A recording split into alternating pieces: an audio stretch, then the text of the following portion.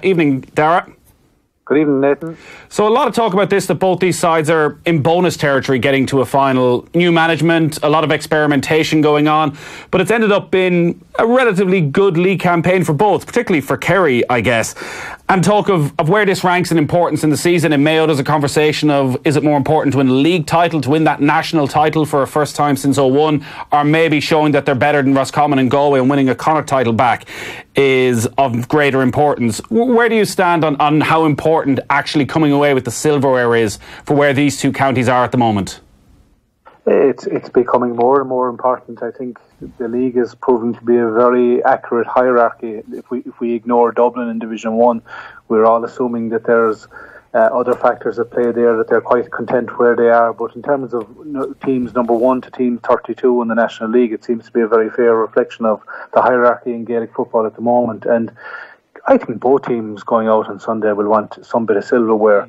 And I think the days of you kind of saying it's only the league are long gone. I think all the players and certainly management recognise the value of the league. And, you know, there's a sense down here in Kerry, it would mean an awful lot to win another league title. It's not that long ago since we won it. But there's also a keen awareness that, you know, at the start of every league campaign, you often see a kind of a heading: team most likely to win it and team who would probably benefit most from winning it. And in those cases, Mayo have the longest tenancy in Division 1, but also they are the team that probably would benefit the most from it, because it's the only lingering doubt about Mayo. They've won so many big matches over the years. They just haven't come away with a piece of tin at the end of it. And if they just tick that little box, I'm sure it would mean an awful lot. But Kerry won't give it anything handy on Sunday either. They'd like to win it. It'll be kind of validation of the work being done since Eamon Fitzmaurice's departure at the end of last year's championship campaign. And if you had asked me as a Kerry man at the start of the year, how do you see Kerry going in the league, I would have said mid-table respectability, developing a few players, and I think a lot of Kerry supporters would have been happy with that. But I won't say they've overachieved, but we're pleasantly surprised down here in Kerry with how the progress has been moving on. And from Mayo's point of view, you talk about those lingering doubts. It's not even just that historical lingering doubt of it being 2001, having lost 3 league finals since 2001. It would also give a different slant to the season if at the end of a league campaign, Mayo have lost to Galway, Dublin and to Kerry, probably the teams they see as their 3 biggest rivals going for a championship later on in the summer. Yeah, well, I think the game last Saturday week in Tralee was significant in that regard. That was certainly a game Kerry wanted to win. Kerry did not want to lose it, did not like losing it. Supporters didn't like them losing it, and it was the only blip on their chart really over the course of the last couple of months. So, I mean, Kerry really went after that game. I don't think they deserved to win it on the day. I think Mayo had done enough in the first half to win it, and the second half pressing of Kerry's kickouts just really troubled them. But at the same time, you know, a league title would be nice for a lot of these players. Some of the younger players emerging have won an awful lot underage, but you know, they've been told for the last 2 or 3 years, it's fine winning minors, it's fine winning underage stuff. Like it's at the senior level, you want to win something, and you know, a national league title would be huge validation of that work. You know, from a Mayo point of view, I'm not going to get into psychologically analysing Mayo or saying it's, you know, and there's enough people doing that. You know, I don't know when the Mayo players get out of their beds in the morning. Is it things that I seriously doubt it is. I think, you know, and especially with James Horan back, he wouldn't have come back until he saw players working with, and you know, the no more than Kerry, no more than Peter Keane and Kerry. They're using terminology like progress and lessons, and you know what they've learned and how they've developed and all that. And there's no doubt, and they're quietly developing, they're quietly introducing players, the likes of Sean McDonough, the likes of Matthew Rowan, very impressive down in Tralee the last day, and that can only augur well for Mayo. And you know, Kerry's progress has been, I suppose, you know, we knew that Shawnee O'Shea was an exceptional player. He's now starting to lead in a way. David Clifford is back. A lot of the players that we know, the younger players from Kerry, probably have had a higher profile at a younger age than some of the Mayo players, and that's you know, that's probably why you're not as surprised, because I certainly wouldn't have seen Sean McDonough or Matthew Rowan that much before 2019. From what you've seen of Mayo this season then, and this second incarnation of a James Horan Mayo, you think back to first time round, and so much of their brilliance was down to the explosive half-backs and the way that Lee Keegan and Colin Boyle and Jason Doherty, Donny Vaughan could carry a ball forward and set Mayo off and add big scores during games as well. Is it very much in keeping with that template for Mayo of using the half-backs, using their pace and speed even if they are ageing, or is he trying to do something different? I'm not so sure. I'm sure any manager wants to have a situation, as Peter Keane does in Kerry, where established players are starting to get worried if they don't get back in time. I know James Horton has rested a few of the established players. It was a question mark that was naturally going to be asked of the Mayo players after a down season last year. They're probably benefiting from that now, that there's a kind of a hurt and a freshness there again. But he has rested players like Lee Keegan, Andy Moore and all these players who undoubtedly have mileage. You can't deny that. They have the mileage up. But, that was a question that you were saying, is this the end of some great players? I think he's playing it very cleverly. I think he's keeping them nicely under wraps. And I have no doubt that these lads, these are men of serious calibre, even the likes of Chris Barrett, who would have had his fair share of injuries over the years. It's not that long ago since he gave one of the great defensive performances in an All-Ireland final, that just doesn't go away overnight. Great players kind of tend, they don't tend to disgrace themselves at the end of their careers. They usually go out performing at a fairly high level. And the question outside of Mayo, I'm sure over the last couple of months has been, is there one last big assault at the summit in this gang? And it's, so far so good. It's looking good, but they are going to need that new blood, and they seem to have got one or two key components in place. Yeah, Phil McDonough is the name that's probably stood out for most people, and the questions now will obviously be, can he continue it into championship? Like you mentioned there's no longer the league is the league, that actually form from league tends to carry into championship. Is it possible to analyse players who perform well during a league campaign and know with some degree of certainty that they're actually going to be able to carry that on into the summer, into big games against Roscommon, Galway and a Connacht Championship leading on to the Super 8s? I don't know that it's possible. All you can do is look at what's happening in front of you, and up to now they've been performing at a fairly high level. There was an awful insult that you used to have down in Kerry, and I'm sure it was in other counties as well. He's a great league player.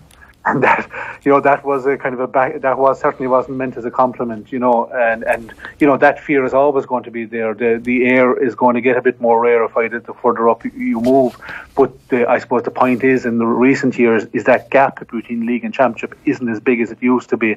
I think the top 6 teams out of the 8 teams in Division 1 are performing to close enough to what they're going to be at. I think that has to do with their preparation, yes, but also to the improvement in grounds quality over the years. I mean, down in Kerry, Tralee, Austin Sachs Park, for example, used to be a bit of a bog this time of the year. Now it's all year round. It's an all-weather pitch, and it's a beautiful pitch, and players are responding accordingly, supporters are responding accordingly. So the gap between a good league player now and a possibly good championship player isn't as big as it used to be, and because of players' conditioning, because of the year-round training that's going on, there are a number of players in Kerry who are performing extremely well, and the question marks are, some of these players we've seen already and they were deemed surplus to requirements, are not playing well enough to be on Kerry panels in the previous management.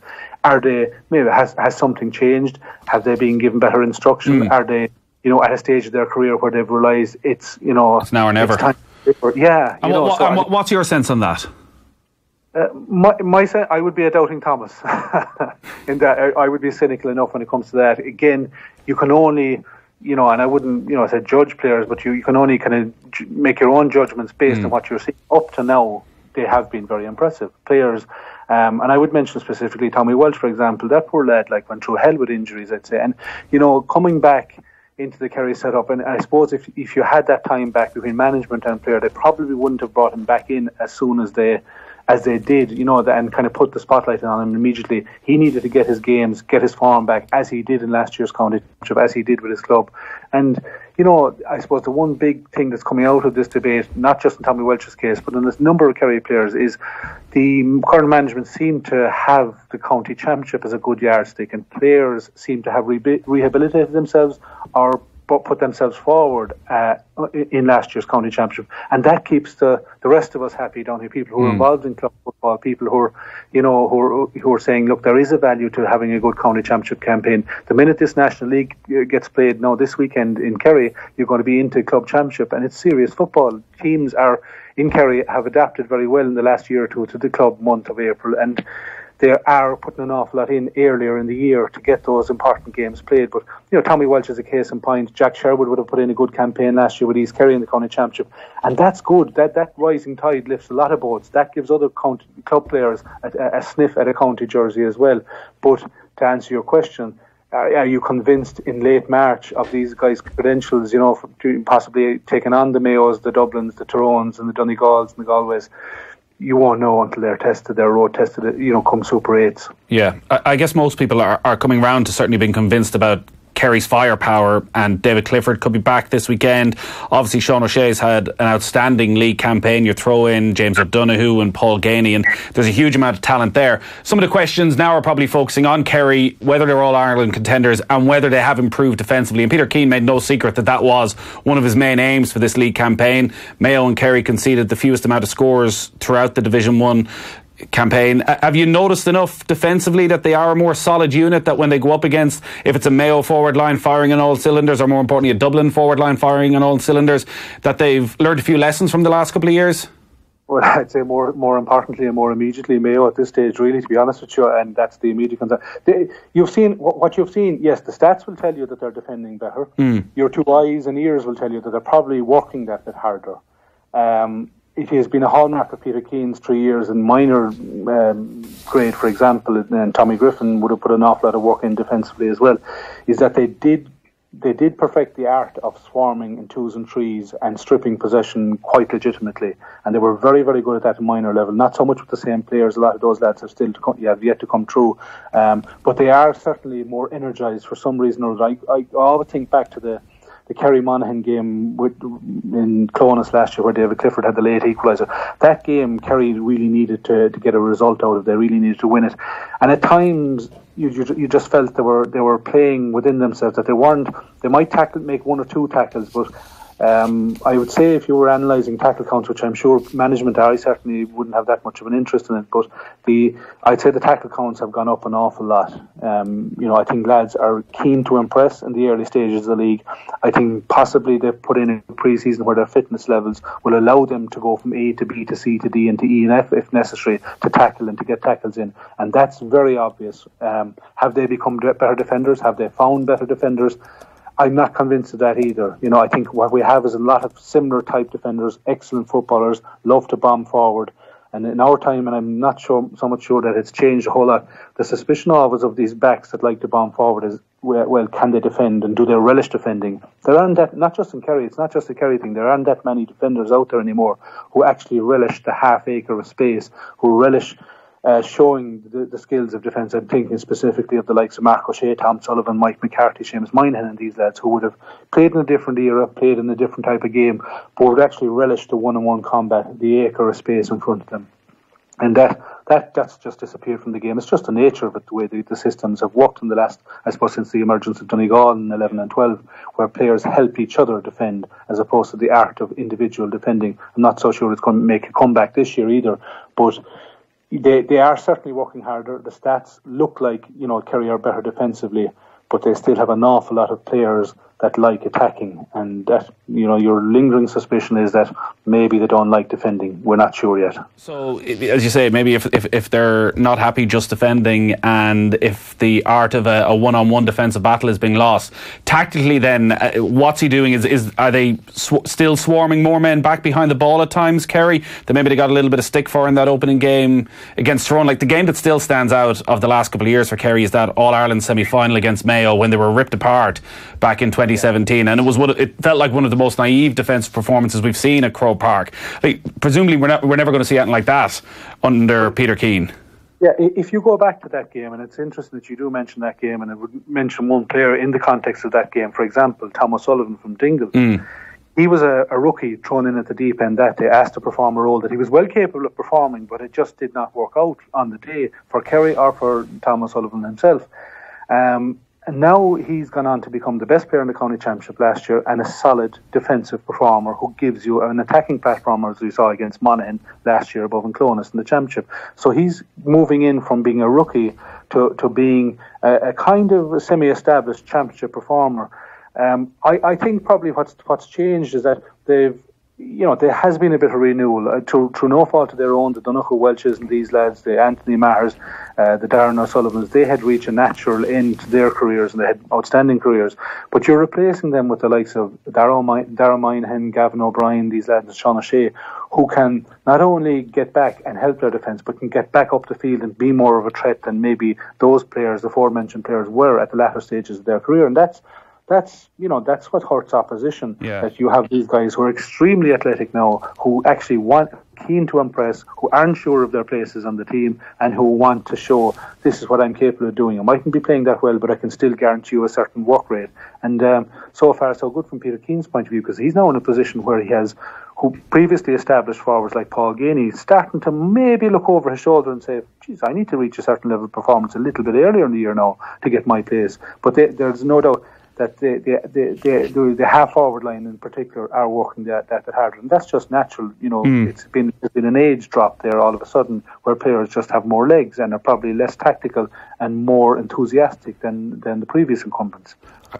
Are they still then maybe just lacking a bit of physical toughness at the back? You spoke about some of the legendary Kerry defenders of even the last decade, and they were hard as nails, the O'Sheas, and you look at the Dublin team with Philly McMahon and Johnny Cooper, who love a good physical scrap. Even this Mayo side with Chris Barrett, Keith Higgins when he's at his best, like, they love that one-on-one battle. Do they have that player in that back six, Kerry?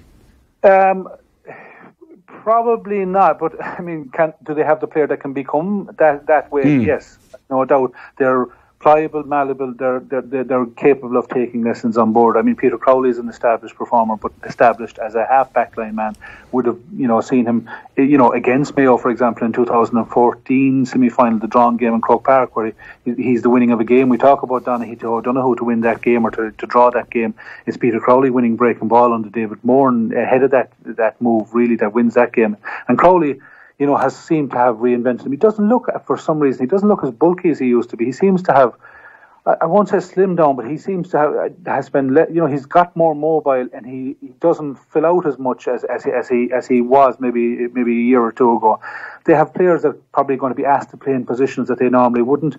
Tyke Morley on paper was on full back, but he's probably going to be a half back. They're looking at the likes of Jason Foley, who was an exceptional minor in terms of, with exceptional pace, who's probably going to get a lot more time. Bruno Begley from my own club, I mentioned Tom Sullivan. Paul Murphy has been a solid performer. There's none of them kind of grizzled or. But the question is, do they need those types of player anymore? I'm sure Dublin would say you do. I'm sure top teams would say you do. Mayo certainly have those types. People who relish defending. Chris Barrett, Brendan Harrison, Keith Higgins, these lads, they love defending. They love the art of defending. Yes, they like to go forward, but they are first and foremost really good defenders. Kerry haven't got that yet, and there seem to be an awful lot of half-backs playing in the full-back. The most recent, for example, being Graham O'Sullivan, is a young lad, again a very promising player, but I would say if you asked everybody their preference, they would all prefer to play half-backs, but somebody's going to have to play full-back line stuff. Yeah, what's your prediction? I just think I would go along with the theory that it would mean more to Mayo to win this one. It would certainly mean an awful lot to Kerry. I think it's no bad thing from Kerry's view that they got their eyes opened against Mayo. And the word bullying was used, and I use that respectfully. Aidan O'Shea and Matthew Ruan dominated midfield a couple of weeks ago inside and Tralee, and that hurt. It hurt watching it because you knew the next kick-out was going to be one as well. And, Brian Kelly was in goal that day, and we certainly didn't change tack there. And, I think Kerry will have learnt an awful lot from that lesson inside and Tralee, but I still have a feeling that Mayo, it would mean more for them to be walking up the steps, and for that reason I'd slightly hedge towards Mayo. Alright, quick mention of the other two finals that are taking place this weekend. The Division 2 final, it is Donegal up against Meath. Important for both, obviously, that they're getting back up to Division 1. Donegal have racked up a couple of big scores over the last few weeks. Meath went up against that Fermanagh defence that gave very little away and scored 2-12. Do you expect this to be quite an open game? It should be, because their stated objective of getting to Division 1 is what it was all about up to now, and I don't expect them to go in any way kind of super defensive. These are teams that are trying to show. Meath in particular seem to have come on in leaps and bounds in terms of their conditioning, and even in the second round game this year where Donegal barely scraped over them in Ballybuffet, and Donegal have a proud record there. I thought they were lucky enough to win that one at the time. I thought they got the rub of the green towards the end of the game on a very cold night inside, and I think Meath, they topped the table, and they topped the table on merit, and we have to acknowledge that. But again, I just think Donegal are more established, more familiar with the surrounds of Croke Park. Meath have got where they want to be. They're up to Division 1. They probably can claim to be the second-ranked team in Leinster now, and they're probably closing the gap in Dublin. But I do expect it to be a very good game. I do expect it to be a footballing game, and it should be an exciting game. Yeah, and first up is the Division 4 final. That is Derry, who were the top scorers in all 4 divisions, taking on Leitrim. Listen, there's a good story here no matter what, that Leitrim are getting to play a game in Croke Park. It would still be quite an upset if they could somehow beat Derry. It would. I think, when we saw Derry going down last year, we all expected Derry to come right back up, and they do have that quality. They have a very strong club structure, and they just should not have been in Division 4 so soon after being in a Division 1 final a number of years back. And the romantic in us all wants, of course, we want Leitrim to win. Derry have won this before, won different titles before in terms of league, and everybody wants. And there's a lovely article in today's Examiner, even by Paul Rouse, about Leitrim and their love of football and all that. And the romantic in us wants them to win, but I suppose the pragmatist and the hard line, the hard nose in you will tell you that Derry are probably a bit ahead of them, and probably we might see that next year in Division 3, that they might survive that bit better than Leitrim. But at the same time, haven't seen enough of their games up to this point in the year, only highlights. But I would head for Derry on this one. All right, good stuff. Thanks a lot for that, Dara. Not at all, Nathan. Dara O'Cinneide there with us. We'll be at Croke Park throughout the weekend as well. Updates from the Division 4 and the Division 2 final tomorrow. And then on Sunday, Mike Quirk will be alongside Máire Trasany-Callig at Kerry against Mayo, and at the hurling as well between Waterford against Limerick.